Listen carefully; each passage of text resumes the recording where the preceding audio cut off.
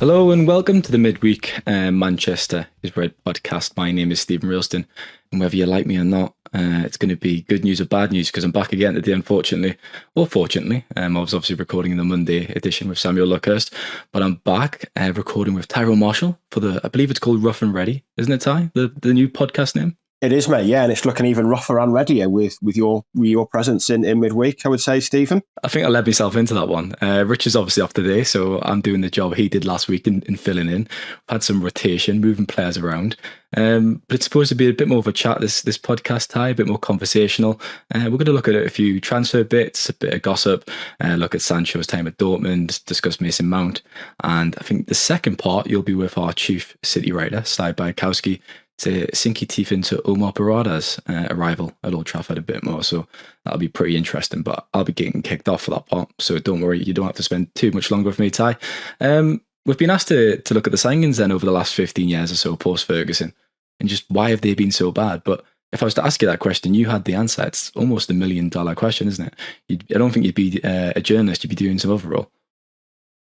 Yeah, I mean, it's impossible to know, I guess, isn't it? And there's so many varying reasons for why they've been bad players, bad structures, signing players for one manager and then replacing the manager. That's something that could rear its head again in the next 6 months, I guess. There's so many reasons why they've been bad that it's impossible to put your finger on one of them, really. And so, so many of them are confusing in a way because you look at players like, Harry Maguire and Fred, and Alexis Sanchez. United beat City to the signing of those three players.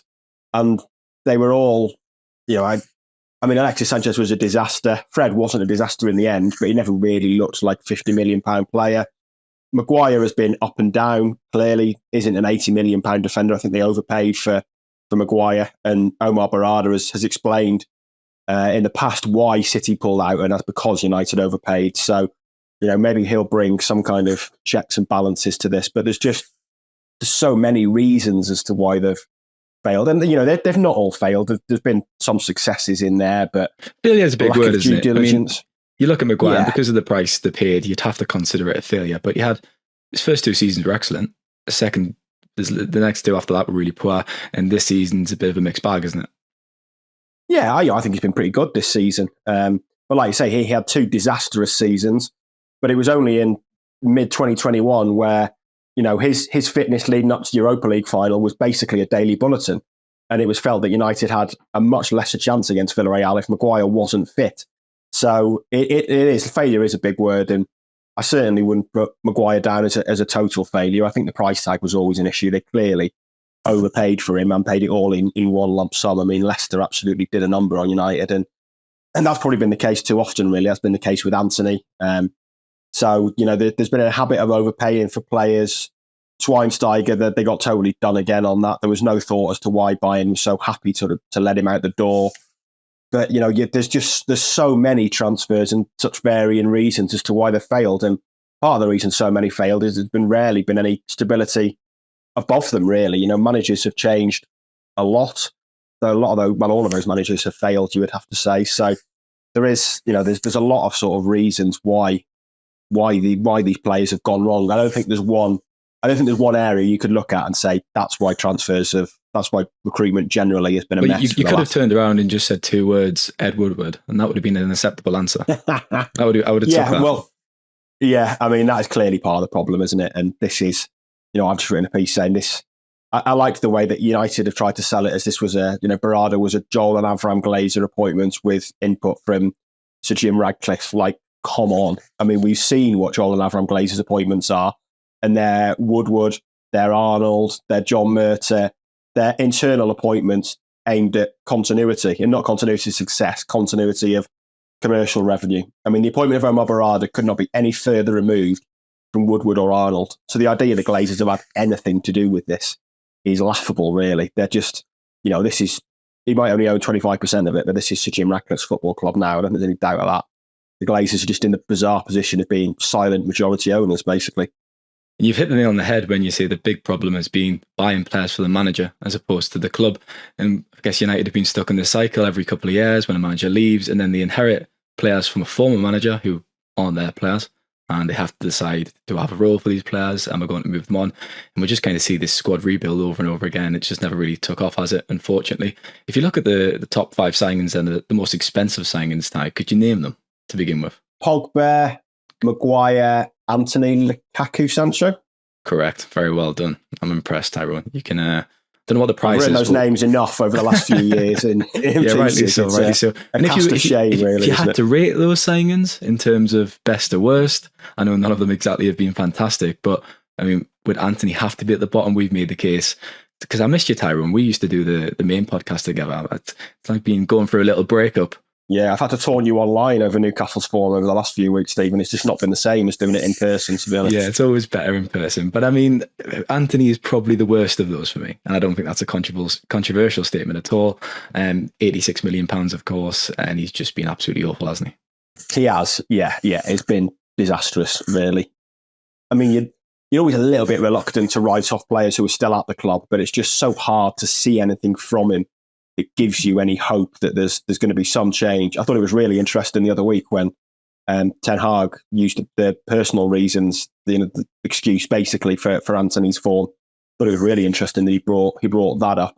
I mean, only Anthony knows how much that has affected him, and I'm sure it's affected him in some way. It's not a great thing to be going through, but he wasn't great last season. I think. Well, that's the thing. Even before these issues came into play, he wasn't great before that. So yeah, I'm trying to remember what he said in the press conference. But I think Ten Hag said something like last season was okay, and I thought, yeah, maybe it was, but okay is not good enough for an £85 million winger. And I don't really ever see him getting to the levels needed for United. I mean, the interesting thing of those 5 is who's the best, who's the most successful. It would have to probably have to say Maguire for me. Yeah, I think maybe you would say Maguire. I think it's between Pogba and Maguire.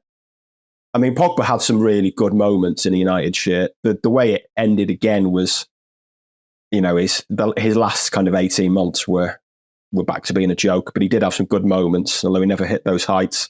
I'd have Pogba first. Sorry, I'd have Maguire first, Pogba second. I think Lukaku. Would you agree he has to be in the middle? In the third? Yeah, I think so. I mean, his goal scoring record was okay. He had some good moments. Not amazing, again. But okay. Yeah, you look at Sancho and Anthony and what they've contributed in terms of goals and assists, and their overall performances has just been so poor. So they have to take the bottom 2 positions for me.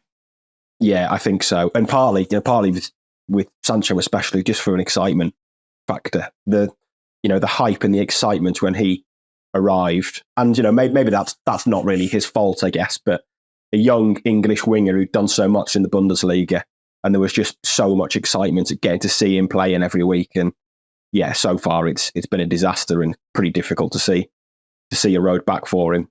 But yeah, you look at those 5 as the most expensive signings, and it's incredible really when we're saying Maguire's probably the best of the lot. When you compare it, I mean, Manchester City have an excellent hit rate, don't they? When they tend to splash the cash, they tend to get it right. I mean, Jack Grealish is perhaps the exception to that, but even he's kind of come good eventually in the Pep Guardiola. You compare it to Chelsea though, Ty. I mean, they've spent a lot of money as well. Is their record particularly that good with really expensive signings? Look at Caicedo recently, Enzo Fernandez. Those 2 have been incredibly disappointing. So sometimes when teams do spend a lot of money, sometimes it just doesn't work out, bizarrely. No, that's a fair point. It is no guarantee of success. I mean, Chelsea's approach has been absolutely bizarre, spending huge fees for low salaries and stuff like that. Well, they've made United look shrewd, haven't they? And the top Bowley, which is fascinating. It's still going to be interesting to see how the whole Bowley thing plays out. You just cannot see how that is ever going to be a success, really. I think it's just it's a strange plan. And that midfield, Fernandes and Caicedo, should be dominating the Premier League, but they're not dominating the Premier League. So yeah, it is. Spending big money is absolutely no guarantee of success. You've got to spend it right. But like you say, City's record is pretty good. I mean, Grealish probably hasn't been £100 million player, but he's contributed a lot. I think this season he's been good again. This season, I think he was good last season. Got a bit of competition from Doku now. The one kind of £50 million plus player for City that I think their last big money failure is probably Mendy, who was signed in 2017.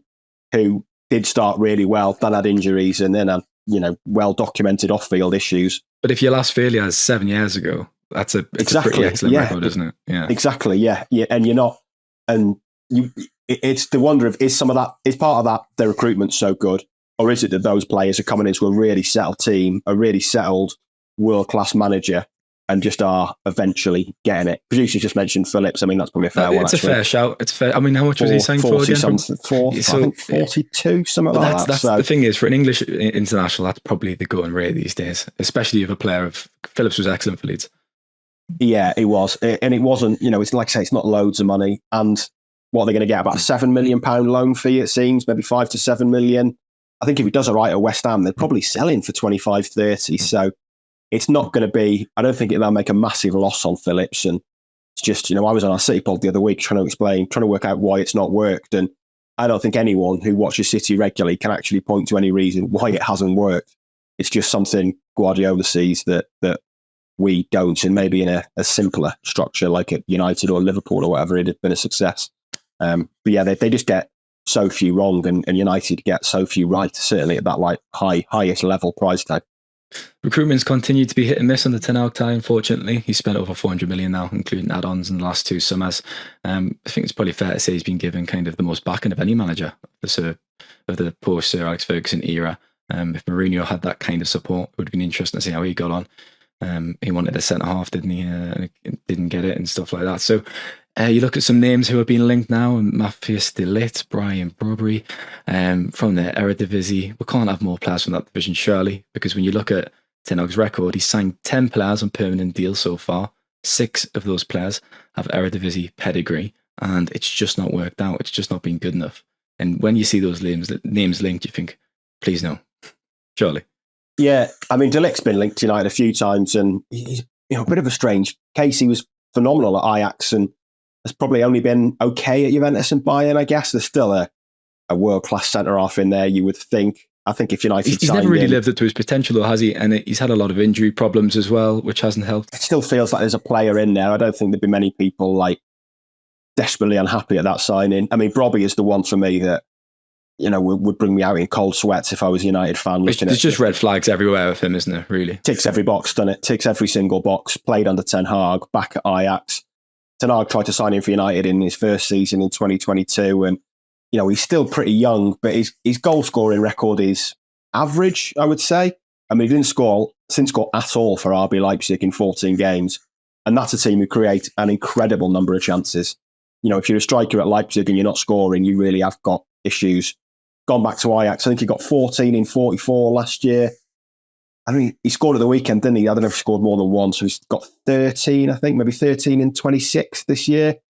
I mean, 1 in 2, that's okay. That it looks like his level, doesn't it? That looks like his ceiling at the moment. He's still not old, to be fair. He's still got years of his best years ahead of him. But for me, that looks like a ceiling. Yeah, definitely. And I don't think 1 in 2 in the Eredivisie is anywhere near enough to make you a Premier League player, to be honest. We've seen players with much better scoring records than that in Holland who haven't made it. I think a 1 in 2 striker at Ajax is just par for the course, basically. I mean, Haller was better than 1 in 2, and he didn't cut it at West Ham. And, I was doing a bit of Robbie research over the weekend and found a piece quoting a few Dutch players, and it was a little conversation between Koeman, De Boer and Van Basten. And all of them said his finishing is poor and his finishing isn't good enough. His finishing isn't consistent enough. I just thought, why? Surely Ten Hag is not going to look at him in the summer and think, I know what this team needs, another inconsistent finisher. They need more goals, not someone who is an inconsistent finisher who flopped the last time he left Ajax. It would just be, it makes no sense whatsoever to me. United have got the rough diamond centre forward in Højlund. They need something different. But it's a massive concern, this, isn't it, Ty, that Ten Hag's got such a preference for these players. And the 4 players that he signed on permanent deals that haven't played in the Dutch first tier. I mean, Casemiro, it could have been a different story because De Jong was supposed to be signed. He was the backup plan, the contingency plan. John Murta pushed for that deal. Rasmus Højlund, there's links to Kees Vos there, so that comes into play. Johnny Evans was only supposed to come in to train, to maintain fitness. He was a pragmatic signing in the end.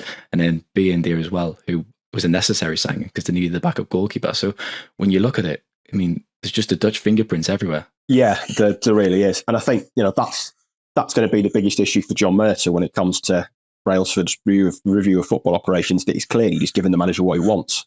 he's football director who's just agreed to everything that Ten Hag wants. And, United have tried to sell it where they come up with this list of 5 potential targets and the manager gets his say. And it's just a coincidence that basically all of Ten Hag's former players are on this list of every target. I mean, I just don't think anyone's buying it, to be honest. And it is a major concern. And I would imagine that if Ten Hag put Robbie's name up to Ineos, then there'd be red flags straight away. I mean, that's going to be a potential source of tension, I think, in months to come. See, Tyrone, I suggested that. I mentioned to Samuel on the podcast, I suggested that 3 months ago, maybe in September, and you and Samuel were like, nah, I can't see that being a tension point, to be fair. But you're both coming around to my train of thinking now. You're both kind of agreed. I don't remember that, to be fair. Oh, yeah, of course. Yeah. Maybe I did. But I mean, I've seen some quotes from Ten Hag from April 2022 in Holland when he'd taken the United job. It was still at Ajax, I think. And he was talking about what he needs to take a job. And he said, I have some conditions and control of transfers is one of them. Well, he's had that at United and it's not going well. It's not going disastrously, but it's not going well. Samuel either. Suggested that he would acknowledge that and probably be aware of it. But I still think, knowing egos and kind of who managers are and what it takes to get to that point, he's still going to back himself to sign players. He's not going to turn around and be like, yeah, I'm fine with losing a bit of control. He'll still believe he can be the man to oversee recruitment, regardless of his record over the last 2 summers, yeah. Totally. I think he'd give up that kind of veto and that power very difficultly. I think he would still want that. I don't think Ineos would want him having that. So it's going to be interesting to see how that pans out. If someone like Dan Ashworth maybe comes in or however they restructure the recruitment, how that pans out is going to be, is going to be interesting. Because even with Ashworth, is he a talent spotter or is he someone who kind of dots the I's, crosses the T's, knows all the agents and gets the deals done? You'd almost have Ashworth and then a head of recruitment or a recruitment team generating targets there. And I just think, we've seen what Ten Hag's recruitment is. It's to go back to Ajax, to go back to the Eredivisie and sign players he knows. And ironically, Kudos, one of the best players came out of Ajax in the last 2 seasons, is now at West Ham. Mohamed Kudos, he's looked fantastic, hasn't he, in the Premier League? Yeah, he missed a good one. So the reality is that most of these players aren't good enough for United. That's why they're playing in Holland in the first place. So he's signing players that just aren't at the level to play for a team that should be trying to win the Premier League title. I think that's the easiest way of putting it. We'll discuss a few injuries now then, Ty. I mean, Maguire, Lindelof, Shaw. He's on his way back. Obviously, Malacia out of his knee. Mason Mount and Marshall are all kind of on the sidelines now with little niggles, but we should have a fully fit squad very, very soon. Obviously Newport this weekend in the FA Cup. I wanted to kind of hone in on Mason Mount at least because he has had a very mixed start since joining. It's been difficult for him, hasn't it? And I think not having a defined role has not really helped them because is he going to play as a number 10 where he played for Chelsea? And he sometimes kind of played in the wings as well for Chelsea, didn't he? Ten Hag wants to play him in a deeper role, but he's not really excelled in that position yet in Manchester. No, he hasn't. It was a pretty disastrous start for him. That midfield, as Ten Hag imagined it, has never really clicked at the start of the season. And I think, part of that is tactically. Regular listeners will know I've had major doubts about what Ten Hag's tried to do tactically this season. And that midfield of Casemiro, Mount, Fernandes just was way too lightweight, way too aggressive in terms of positioning. And it's, maybe this injury in a way will do Mount some good. It gives him kind of a second chance. It gives him a chance to just restart and say, right, that was a false start. That's happened. Let's go again and try and build on that. But how he fits in, maybe having Kobe Mainoo behind him will help. But obviously Casemiro's back fit. So well, that's the thing. Everyone's kind of looking at that midfield of Casemiro, Mainoo and Fernandes as the most interesting midfield of the next few months, depending on whether Casemiro is back to himself, to be fair. But where does Mount fill in that role? Because the positions that Casemiro and Mainoo will be playing are entirely different. They have different skill sets to what Mount's got. Yeah, totally. I don't know where he fits in really. I mean, if Casemiro returns and is back to his best, then he clearly starts. And I think you want Mainoo kind of in that role next to him, maybe alongside him, having a bit of energy and just a bit more off the ball, rather than focusing on the ball. I think they need to improve off the ball as much as anything. And then, where does Mount fit into that? I mean, he doesn't, I guess. Do you move him out wide? Garnacho and Rashford have looked okay on the wings recently. Garnacho's looked pretty dangerous on the right. So there's not a clear role for Mount.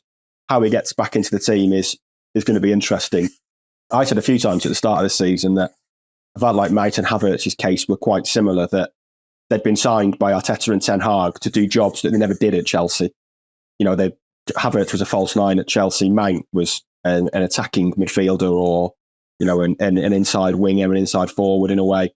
They've both been signed to go back to midfield roles that they played a while ago, really. It's going to take them time to learn it, but the evidence from Havertz is that maybe that is never going to happen. And maybe it's going to be the same thing for Mount. Maybe it just isn't going to happen. Maybe he either can't get back to that, or the reason he was so good in that role that he kind of played at Vitesse was it was the Eredivisie, and this is the Premier League. So, is he too similar to Fernandes to make that work in a midfield three? I think that's the major question. That for me, the midfield has been a major issue all season. Too easy to play against, too easy to run through. And if you go back to having Mount and Fernandes in the three, I think you maybe have the same issues. So it's going to be interesting to see how Ten Hag sort of sets that up when he has Mount and Casemiro back. Mason Mount going to become Donny van de Beek 2.0. Kind of comes in the club. Fernandes is in that position, can't get a kick in that role, drops a bit deeper, can't get a kick there either, and eventually joins Frankfurt on loan. Or we joined Everton first because we see Mason Mount at Goodison Park. And I think we could see next to Mount at Everton. Actually, strangely, I can kind of see, I can visualise that in my head. That's just because of the blue. It's a bit early. Maybe it is. Yeah, maybe it is. I think it's too early to be writing him off just yet. He played barely a handful of games for United, really. So, I wouldn't be writing him off just yet. But in this team this season, I still think it's going to be difficult to see where he gets a role. Maybe that'll come as the season progresses. There's clearly a very good player in there. All the managers he's played under love him. He's been great for England at times. Played a hell of a lot for Chelsea. So there's a player there, but I don't see the role that Ten Hag signed him for at the moment. I don't think it's worked tactically, and I'm not sure it's going to work tactically this season. Which is a huge shame, because I know it's not really relevant, but the unveiling video when he first signed and stuff, he came across as a really likeable individual. Some players aren't, it's well documented, but around Carradine, I think he carries himself really well. He's popular among staff, so let's hope he comes good, because we don't need another disastrous signing to add to the pile, do we? We certainly don't. We'll discuss Sancho's quotes then briefly, Ty, to attend this part before you and Si hop on to discuss Omar Berrada. Did you see his quotes recently in his interview with Dortmund's YouTube channel? I did, yes. He's been very chatty with Dortmund, hasn't he? He has been. Well, he was asked to describe, I think for a few words, describe his first stint with Dortmund. And he said, happiness, enjoyment, fun and energy. Could you imagine him describing his time at United as that? He just seemed like a completely different person, really. His whole demeanour, the way he carried himself in that interview. I can't really recall him speaking like that during his time in a red shirt. That's probably not surprising, because it was a disaster, or it still is. It's continuing, isn't it? He's obviously just on loan. But the way he was talking about his time at Dortmund and talking about how much he loves Dortmund gives me the impression he won't be back at United, Ty, and it doesn't really help his stock with supporters either.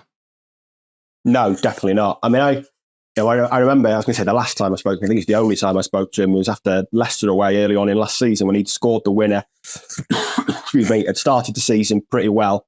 And he came over and did the mix zone at a time when United were good at getting players to stop at the mix zone. It's fair to say that has been a disaster this season. When journalists have talked to him, he is supposed to come across quite well. Yeah, well, he came over and did it. And I think there was maybe 3 or 4 of us there with him. And he was, I wouldn't say he was he was a natural, confident talker, but he was interesting enough. And then at the end, he shook everyone's hand. I can't recall a United player, maybe with the exception of Tom Heaton, I think, after one of the cup games last year, but I can't recall any other United player, going out of the way and shaking everyone's hand. He shook the cameraman's hand. I think it's a cameraman there for Sky. And you thought, that's really classy behaviour. Not many footballers do that. Yeah. So he finished it and just shook everyone's hand, and he scored in that game, and there was a sense that he was getting things together and looking good under Ten Hag. But, obviously things have gone wrong for him since, and it's difficult to know. Sometimes you look at quotes and you read too much into them in a way. You're analysing the quotes for what's he actually saying there. I can see what he said, but what does he really mean? When maybe he just means that his time at Dortmund was fun, that he enjoyed it. Yeah, when you put yourself in his shoes as well, it's relief as well, isn't it? Because he's been frozen out for 3 months, quite literally in the cold, and he's now back at a club where he's played his best football, and it's only natural he's going to say those things, I guess. Yeah, I think so. It's not I mean, who knows? Maybe you can look at them and think, oh, yeah, that's a dig. He clearly wasn't enjoying it at United, and maybe it is. But perhaps more likely, it's not a dig at United. He's not even thinking about United in that moment. I mean, just played and set up a goal for Dortmund and had a row about a penalty. Maybe he's just thinking about being at Dortmund. So, maybe we shouldn't read too much into them. But yeah, you're right that he's clearly not going to describe his time at United like that. It's hard to remember too many occasions when it's looked like fun for him at United. If you had to describe Sancho's time at United in 3 words, what would they be? Nail your colours to the mast. Sad, disappointing, and I'm trying to think of like a clever. Yeah, I was going to say underwhelming, but it's basically like, disappointing. Yeah, well, I was trying to think of one that suggests like, that it's not over yet, which is obviously 4 words, but maybe there's more to come. I mean, I still think there's no guarantee Ten Hag's going to be in charge beyond the summer. Maybe that changes things for him. You're about to talk about Berrada in the second part of Sai, as we've mentioned, and there's some interesting quotes actually resurfacing from his interview where he talks about if players aren't performing at Manchester City, they're only going to get 2 seasons and then they're getting moved on. You've got to have that ruthless touch if you want to be in an elite club, and there's been far too many players at United who have disappointed, they've not made the grade, and they've stayed around for too long. So that could change with Berrada's arrival.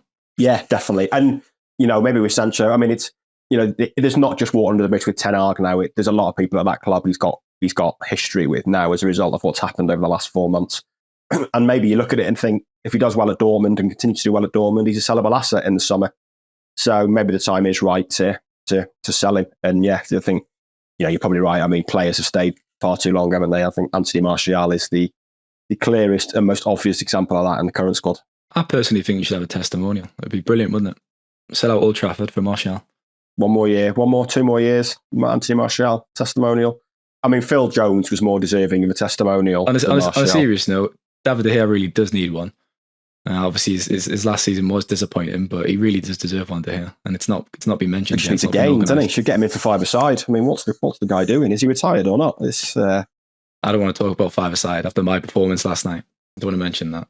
A quick mention to Samuel. You were going around kicking people again. That's what you normally do. I've got an unfair reputation. I've not heard that one for a while, actually, because I've not been on the podcast for a few. A quick mention to Samuel Luckhurst's newsletter. I believe you can get 50% off at the moment.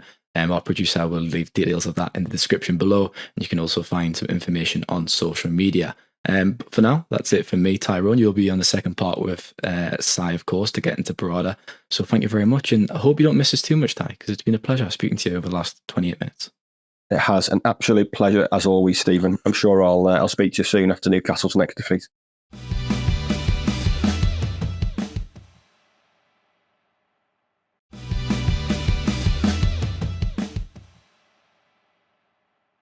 Welcome back to the Manchester is Red midweek podcast, the Rough and Ready podcast, as it is known. Things are about to get particularly rough with a blue writer at least on the podcast now. I'll give Simon Bukowski's Wigan roots some respect there. The chief Man City writer for the Manchester Evening News, who can bring some United insight this week with Omar Berrada's shock move to Old Trafford that disturbed our Saturday night. I think it's fair to say, Simon, we did not need that. I think we were speaking on the phone just after you'd put your kids to bed, and I was just about to have tea with mine. So a pretty chaotic Saturday night, it's fair to say. Yes, it was. It was very nice to speak to you on Saturday night, though. I don't feel like I get the chance to speak to you enough through the week. So getting the chance to speak on Saturday was very nice, and also fielding calls as I was trying to put two kids to bed was a particularly pleasant use of my Saturday.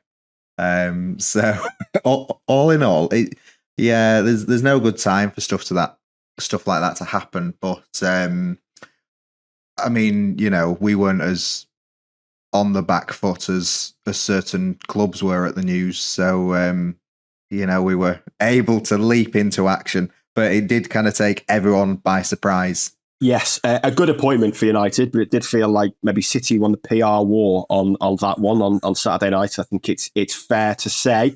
I mean, so you've covered City while Omar Berrada's been there. You've dealt with him, Si. I mean, who is he and what will he bring to United? I mean, I'm not sure I need to say who he is. United fans know Give us all his about CV. him, despite having never heard of him on Saturday night. He's the one guy that is responsible for all of City's success without being at all responsible for any of the gross financial allegations they're accused of. So, what a coup. More seriously, it's a big loss for City. It's he was one of the senior leadership. Again, it's been sort of, war raging between both sides online. I've seen sort of silly things from City fans like, oh, he wasn't part of the Big Five. Now, I thought the Big Five was something to do like on Safari, but apparently the Big Five is a new leadership team at City that we didn't know about until Saturday night, which is sort of very inconvenient for Omar because he would be number 6 on that list, I think. So he is a top executive that is being poached by United. I would say both the appointment of him and the manner of the appointment of him, because I don't pay as much attention to United as City, but we've heard loads of names popping about as who might be CEO, who might be coming into the team. Berrada, there was no sniff of him at all. And then, the news broke on Saturday night. It was officially confirmed. Well, it was confirmed within minutes, but by City really, but it was officially confirmed by United a few hours later. Both the announcement and the way they've gone about it is very, very impressive. Yeah, very un-United like. I think it's fair to say. We were just saying on part 1 that this is clearly an Ineos and Ratcliffe appointment rather than a Glazer appointment. And like we say, I mean, it caught me and you by surprise. There'd been absolutely no word of it happening, no mention of it happening, but clearly a coup and a good appointment. Someone who knows the commercial and the football side of the business, I guess. I mean, he's head of sponsorship at Barca, has done similar stuff at City, and seems he was a potential candidate to replace Ferran Soriano or Cheeky Begiristain, I guess, at City, which kind of shows that he knows both sides of the business, doesn't he? Yeah, and I think he said it before, but you've got the football side of the club, and then you've got the business side of the club, and they're kind of stratospherically different, but somehow you have to kind of join the two. And, at City, you have Ferran Soriano on one side and you have Cheeky Begiristain on the other. And, both understand each other and both know each other well, but both have also been helped massively in the last few years by Omar Berrada kind of being in the middle with them. He has come up through City on the financial side, the sponsorships and partnerships and those kind of deals, that have all helped City build their revenue, which some people have questioned. But he has been responsible for that success in City's eyes. And then in the last few years, he has worked kind of more closely with Cheeky Begiristain and, the importance of City's recruitment and all the words that you've started to hear about now. Chelsea have gone crazy, like amortization and, the sell-on clauses that United have started to follow City's approach in doing. And so he has been a really integral member of the team. And yet, we don't know whether he would have succeeded Ferran or Cheeky, just as nobody knows who will succeed Pep, but he was certainly extremely well thought of in the conversation and an extremely important part of the business. City are strong enough as a business and as a collective that they will still have success without him. But, the real question for United, I think now, is how they build around him, because United have employed many, many good people at this football club over the last decade. And, they've employed many, many good managers, and they've not been able to have success because of the system around it. So Berrada is a hugely important kind of building block, but he will only be successful if there is more to come. And how has the move been viewed by people at City? How has losing him to United gone down? What's the view at City over it? Yeah, I mean, the sort of public response has been bullish. We don't need him. We will keep on going without him. And also, United taking our staff is just like any other club coming, seeing the best team in the world, best club in the world, seeing that and wanting a piece of the action, try and recreate it. Good luck to Omar. He'll be missed, but we'll carry on winning. Thanks very much. Behind the scenes, there has obviously been work to make sure that the responsibilities that Omar had will be covered, and there is an acceptance that he'll be missed because he was so important to the running of the football club and the smooth running of the football club. So I know some fans are sort of a bit upset that anyone would cross the divide and go from blue to red. But it is ultimately a promotion for him. But kind of the other way that City are seeing it is that it's not really a move to a rival. It's a move, from being a part of a very well-run organisation to, trying to make an organisation that isn't very well-run and trying to turn that around.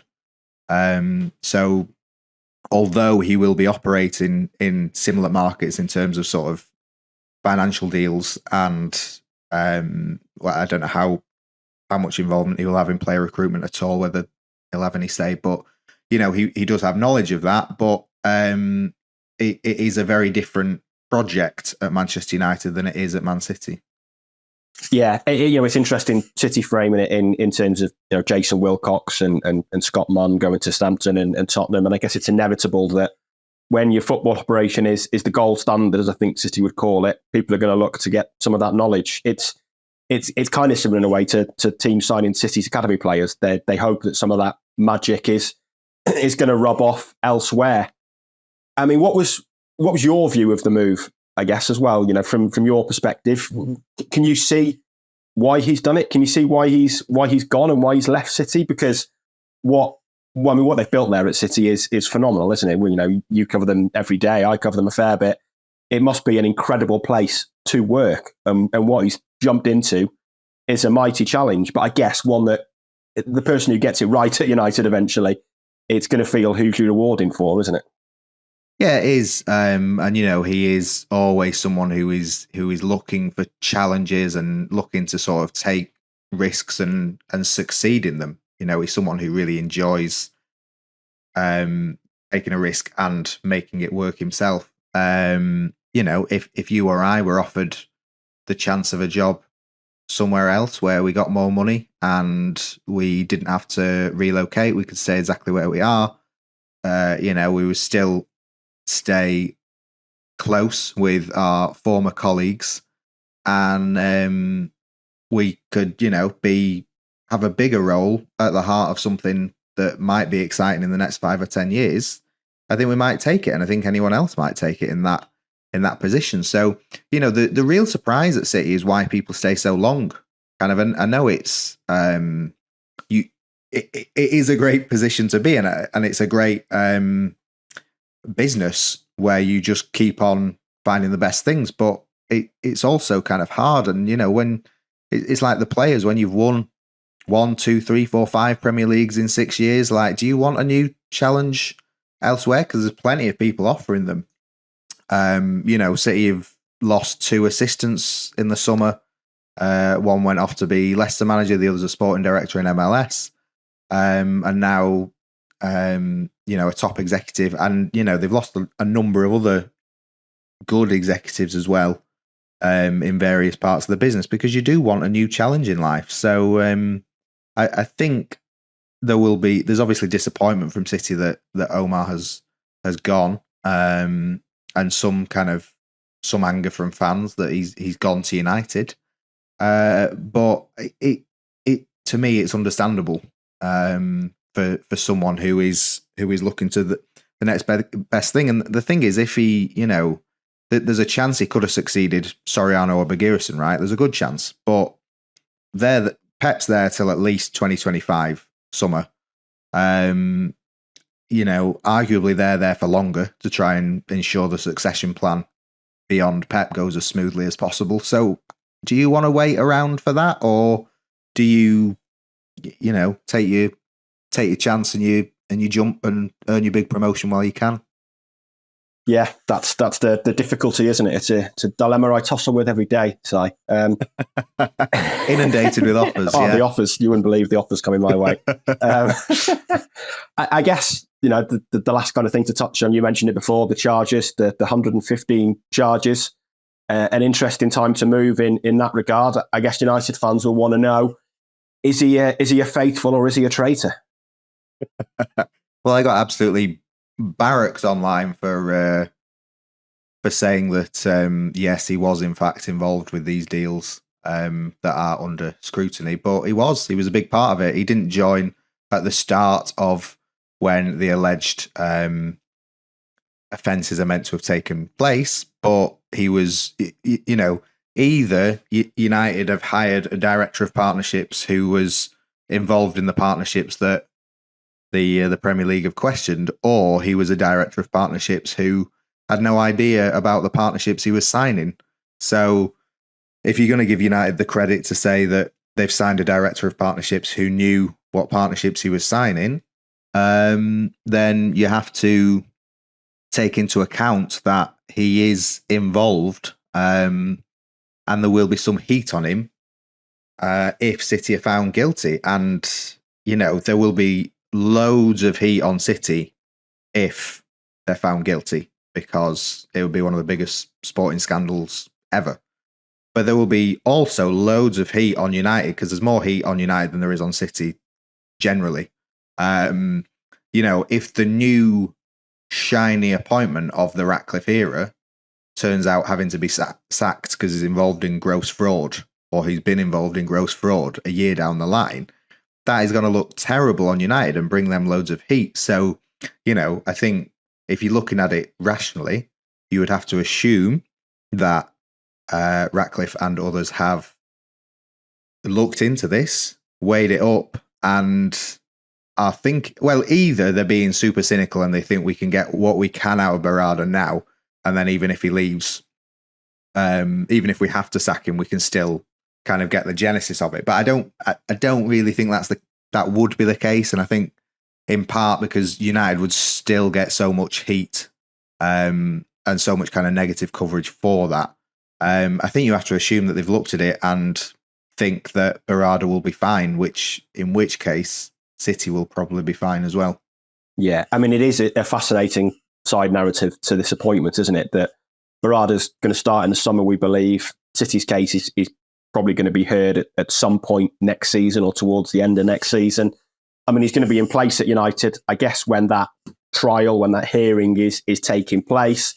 There might be times where he's working for United, but is required to help with City's defence in some way, or to answer certain questions as they put their defence together. I mean, it's going to be, behind the scenes, it's going to be a very interesting year or so, isn't it?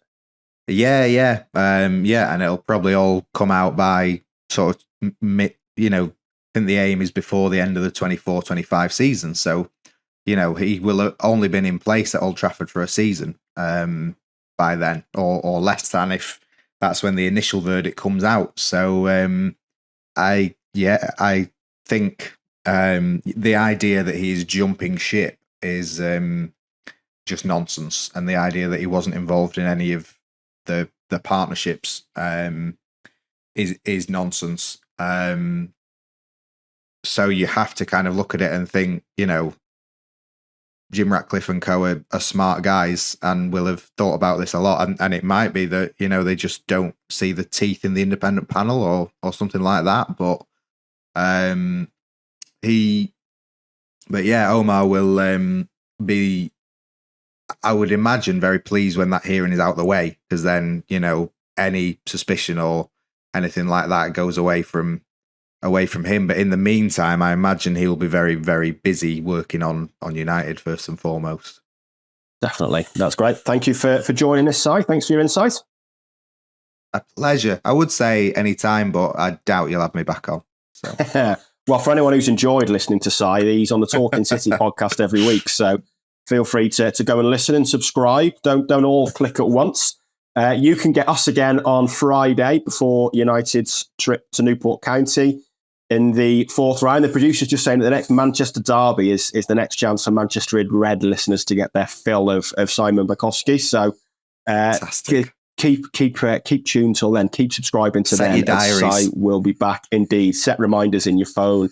Si will be back on Crossing the Divide once again. Omar Berrada style, just with slightly less funding behind him.